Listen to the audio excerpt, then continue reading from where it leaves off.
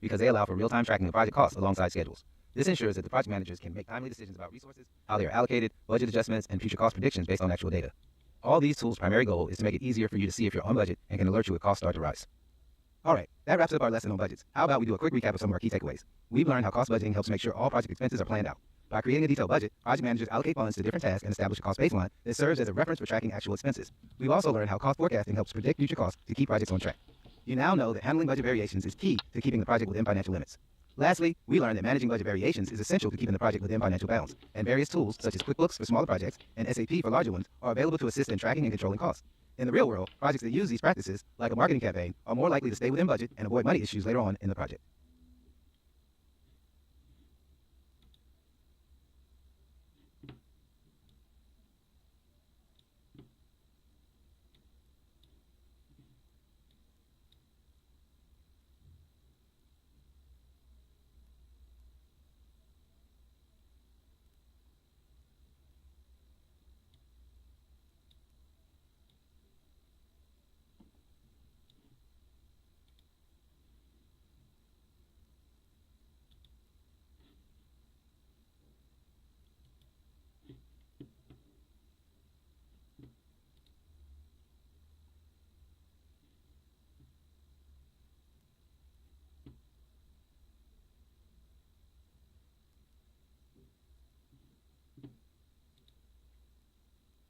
In this lesson, we're going to discuss how to monitor and control your costs so you can deliver your projects within budget as planned.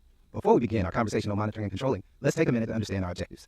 By the end of this lesson, you will be able to have a basic understanding of the key aspects of cost control. You will also learn not to measure just actual costs as your project progresses, but actually measure project performance using tools like earned value analysis.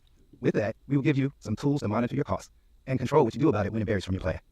Okay, now that we all have a basic understanding of the project budget or the cost baseline, which is our plan, let's talk about how we introduce cost control.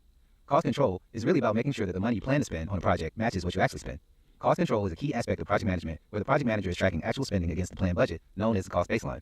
Cost control involves regularly doing a variance analysis, checking how much money you spent compared to what you thought you would have spent, or said another way, monitoring your baseline costs, which helps you avoid going over budget.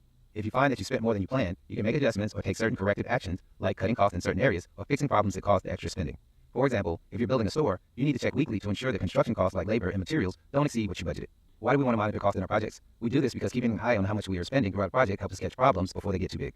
If you notice early on that you're spending more money than expected, you can make changes to stay on track. This is called cost monitoring, and it's a smart way to prevent small issues from turning into huge, expensive problems. Ongoing cost monitoring is critical for maintaining a project's financial health.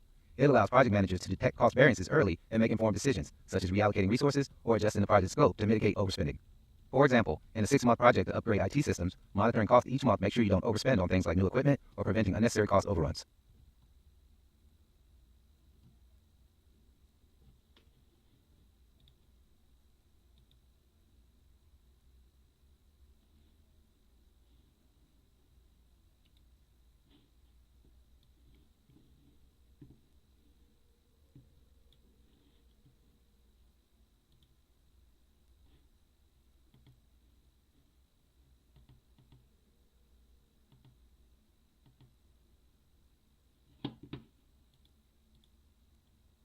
Let's continue our discussion with a key tool or technique that allows us not to just monitor our costs, but actually measure how we're financially performing against our plan. We discussed earned value analysis and the cost performance index in our last segment. Recall that earned value analysis is a tool that helps you check whether your project plan is on track in terms of time and money, schedule, and cost. It measures how much work you've completed compared to how much you spent. If you're spending more than you completed, it means you might have a problem. For example, if you're building a house and have spent 90% of your budget, but it's only 70% of the work, you'll need to figure out what went wrong and fix it. By calculating key metrics such as cost variance and cost performance index, project managers can assess whether the project is on budget and determine its cost efficiency. For example, a CPI of 0.9 indicates that the project is costing more than planned if you're only receiving 0.9 of every value of the dollar that you spent. Earned value analysis helps project managers take corrective actions to bring costs in line with expectations. When you're managing a project, it's important to know whether you're spending more or less than what you planned. Cost variance tells you how far off you are from your budget. The difference between the earned value and the actual cost provides insights into whether the project is over or under budget from a dollar's perspective. A positive cost variance indicates that your project is performing better than planned, while a negative cost variance suggests that you're overspending. And a cost performance index shows you how efficient you are with your money. Instead of using dollars, it uses a ratio. For example, if you're launching a new product and you calculate your CPI of 1.1, this means you're doing well because you're spending less money than expected. If the CPI is less than 1, it means you're over budget. We can also use tools to monitor our costs. There are a lot of software tools that can help you keep track of how much money your project is costing. Some common tools like Microsoft Project are good for small projects because they can track what tasks are being done and how much money is being spent, offering a real-time view of the project's financial performance. For bigger projects, particularly in construction and engineering, they benefit from tools like Primavera. It is often used because it can track a lot of detailed information like labor, materials, and equipment costs. Now, there are many others, so you need to investigate which works best for you and your project team.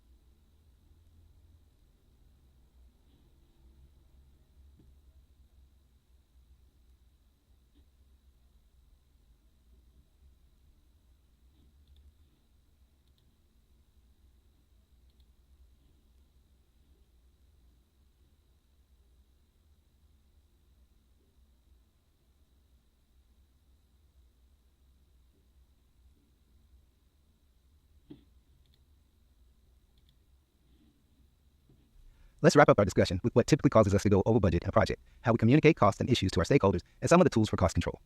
Sometimes things don't go as planned, and you end up spending more than you should. This is called the cost overrun. It can happen because you have to add extra costs, i.e. scope creep, or the project takes longer than expected, delays, or other costs you didn't expect. To fix this, or to manage cost overruns, project managers can reallocate resources from non-critical tasks, reduce the project scope, moving money away from non-essential areas, cut out unnecessary features, or negotiate for additional funding. Or you can even ask for more money from your stakeholders. For example, in a software project, if you're going over budget, you might cut back on non-essential design features to save money. Effective communication on how things are going with stakeholders is critical in project management, especially when dealing with cost issues. Regular budget updates help build trust and ensure stakeholders are aware of any variances and the corrective actions are being taken. If you notice any problems with the budget, you need to explain what went wrong and how you plan to fix it. During a quarterly project review, for instance, a project manager might present key financial metrics such as cost variance and cost performance index, explaining the causes of any deviations and outlining the steps being taken to get the project back on track. For example, if you're over budget, you should tell stakeholders what actions you're taking to solve the problem, such as cutting back on unnecessary expenses. There are tools we can use to help control our costs. We have mentioned some of these before. Different tools are available for effective cost control depending upon the size and complexity of the project. Smaller projects might use a cloud-based tools like Smartsheet for simpler cost tracking. SAP is a powerful tool used in big projects like government funding infrastructure projects. For example, SAP is frequently used in large government-funded projects to ensure that spending stays within the approved limits, while Smartsheets is ideal for smaller, agile projects requiring straightforward budget management. While these tools vary in scale and complexity, they all help track the money spent on a project to make sure everything stays on budget. Let's do a quick recap of some of our key takeaways. In this lesson, we learned that cost control is about making sure that the money you spend stays within the project budget. We talked about how tools like earned value analysis, or EVA, provide key performance metrics such as cost variance and cost performance index to measure financial health. EVA also helps you track whether your project is on budget and how to use different software tools to keep an eye on spending. We also covered how to handle budget problems by adjusting your resources and how to explain these issues to your stakeholders. For example, in a retail project, careful monitoring of construction costs helps keep the project from going over budget even when unexpected expenses come up. Finally, always remember that effective communication is 95% of project management, and transparency, communicating cost issues to your stakeholders, ensures transparency builds trust. That concludes our lesson on cost management and completes our final constant in our triple constraints.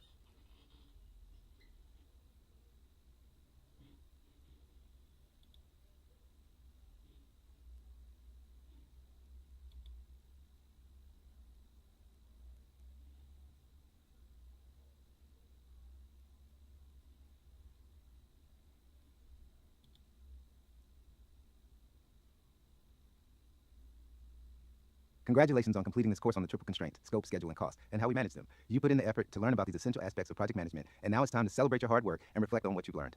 Throughout this course, we've explored 3 key areas of project management. Scope management, ensuring the project's objectives and deliverables are clearly defined and managed to stay on track. Schedule management, where we develop realistic timelines and track progress to keep the project on schedule. And finally, cost management, where we are managing the budget by estimating, allocating, and controlling costs to ensure that the project remains on budget. So, in applying what you've learned, you are now equipped to Number 1, develop clear project scopes that ensure clarity and alignment with stakeholder objectives and goals. Number 2, create a realistic and achievable project schedule that help you plan and track progress. And number 3, manage cost effectively, ensuring resources are used wisely and the project remains on budget. As we wrap up, I want to remind you that project management is both art and science. And project management is about more than just tools and processes. It's about adapting to challenges, communicating effectively, and staying focused on value and outcomes. The triple constraints form the foundation of the house of project management, and effective management of them ensures that your projects will be successful. I wish you all the best in your future endeavors, and I look forward to seeing you again soon. Take care, and happy project managing.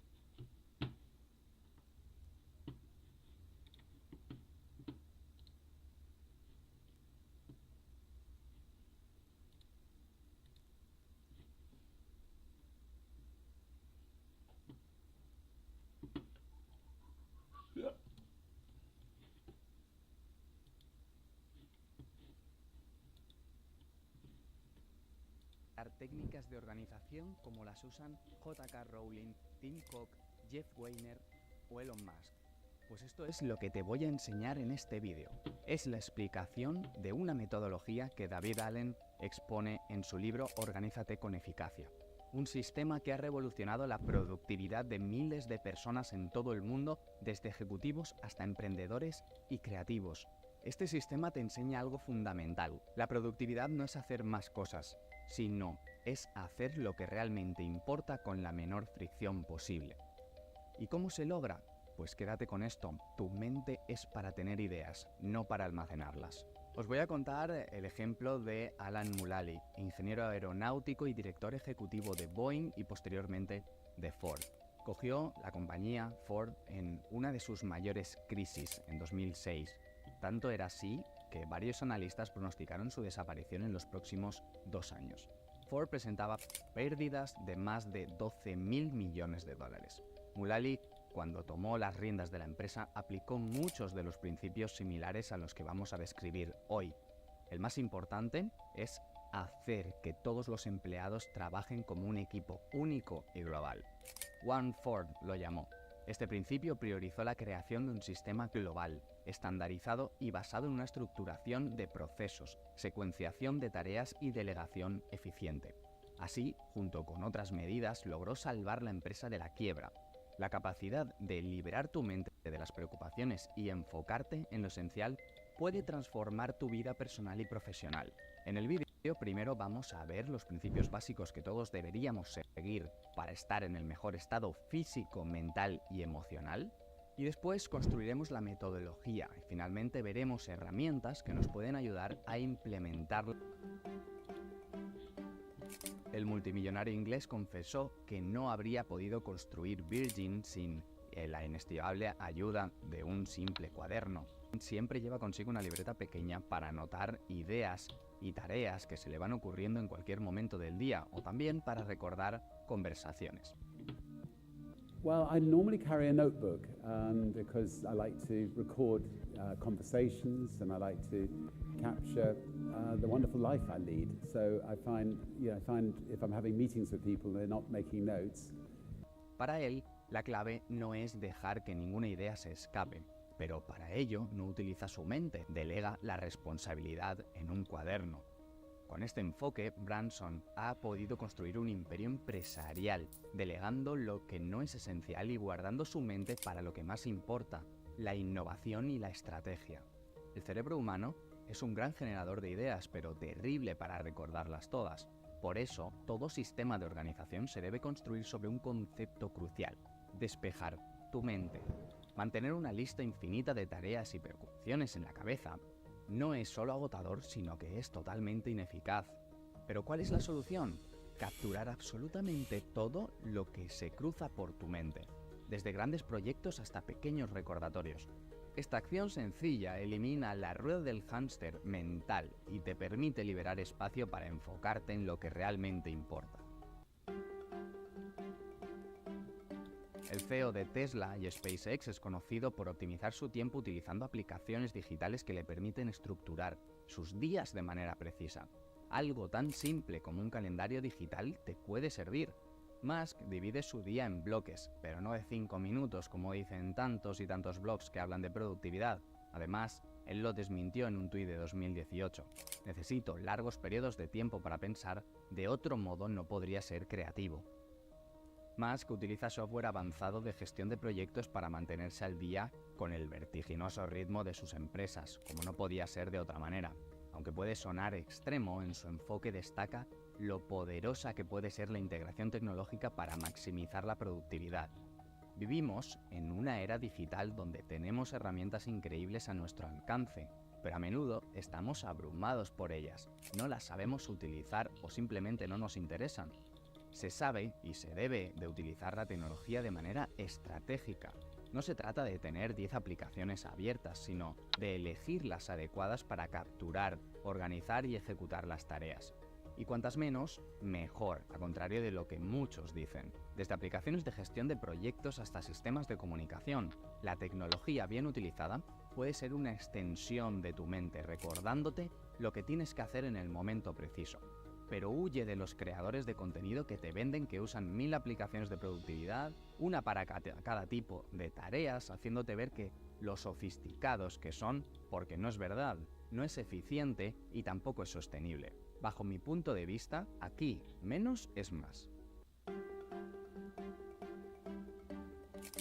Jeff Bezos, el fundador de Amazon, insiste en dormir al menos 8 horas cada noche. No te digo que sean 8, pero de 7 a 9 yo creo que es lo correcto. Argumenta que el descanso adecuado le permite tomar mejores decisiones. En una entrevista, Bezos afirmó que si está bien descansado, puede tomar 3 grandes decisiones al día, no más. Mientras que si está agotado, esas decisiones se ven muy afectadas. I get 8 hours of sleep. I prioritize it, unless I'm traveling in different time zones. Sometimes it's impossible, but I am very focused on it. For me, I need 8 hours of sleep. I think better, I have more energy, my mood is better, all these things. Para Bezos, la claridad mental que surge del buen descanso es un componente crucial en su éxito empresarial. La productividad se trata de gestionar el tiempo, pero también implica gestionar tu energía. El sueño es uno de los pilares más importantes para mantenerte alerta y enfocado. Cuando duermes bien, tu cerebro procesa la información de manera eficiente y puede tomar mejores decisiones al día siguiente. Una mente agotada no puede generar ideas creativas, tampoco puede resolver problemas de manera eficaz. Así que priorizar el descanso no es una opción, es una necesidad. Jack Dorsey, cofundador y ex-CEO de Twitter y fundador y director ejecutivo de Square, tiene una rutina alimentaria extrema para el común de los mortales. Yo no soy nutricionista, por lo que no me veo capacitado para valorar si es saludable o no, pero es una dieta curiosa, cuanto menos. Dorsey practica el ayuno intermitente entre semana, no come hasta las 6:30 de la tarde. Sin embargo, los fines de semana ayuna 48 horas hasta la noche del domingo, que es cuando come de nuevo. Jack asegura que este enfoque le mantiene enérgico y mejora la claridad mental para ser mucho más productivo. Obviamente no es un ejemplo que yo recomiende, repito, desconozco los posibles efectos adversos si se realiza de forma incorrecta. Pero bueno, si se hace bien y de forma supervisada, es una posible opción. Aquí lo importante es que Dorsey sí entendió que lo que comemos tiene relevancia en nuestra capacidad cognitiva, y aquí sí es donde nos tenemos que centrar. Una dieta saludable, con alimentos reales, sí marcará la diferencia en cómo te sientes y cómo impacta en tu rendimiento. Al igual que el sueño, la alimentación juega un papel crucial en la capacidad de ser productivo. La calidad de lo que comes afecta directamente en tu energía, en tu concentración y en tu disposición mental. Comer bien no solo te mantendrá despierto, sino que también te va a permitir trabajar más inteligentemente y también tomar mejores decisiones, más claras, más rápidas. Steve Jobs era un firme defensor de las caminatas pensantes. Jobs solía llevar a cabo reuniones mientras caminaba. Afirmaba que el movimiento físico ayudaba a desbloquear la creatividad y resolver problemas. Albert Einstein, el científico más importante del siglo pasado y posiblemente de la historia, con permiso de Newton, no era famoso por una rutina de ejercicio extremo, pero sí se pegaba buenas caminatas. A diario iba y volvía a la Universidad de Princeton, recorría en total unos 5 kilómetros, un hábito que le ayudaba a despejar su mente y generar nuevas ideas. Bill Gates, fundador de Microsoft, también ha destacado la importancia del ejercicio para mantener su agudeza mental. Gates practica regularmente tenis y afirma que el ejercicio le ayuda a pensar con mayor claridad y a ser más productivo. Hay estudios que revelan que el ejercicio regular puede aumentar el tamaño del hipocampo. El hipocampo es una región del cerebro crucial para la memoria y el aprendizaje. El ejercicio aeróbico en particular ha demostrado tener un efecto profundo en la estructura y función del cerebro. Además, el ejercicio físico ayuda también a reducir el estrés y la ansiedad, lo que te permite enfocarte mejor y pensar con mejor claridad. Así que si estás buscando un hábito simple pero muy efectivo para mejorar tu productividad, hacer ejercicio regular podría ser la clave.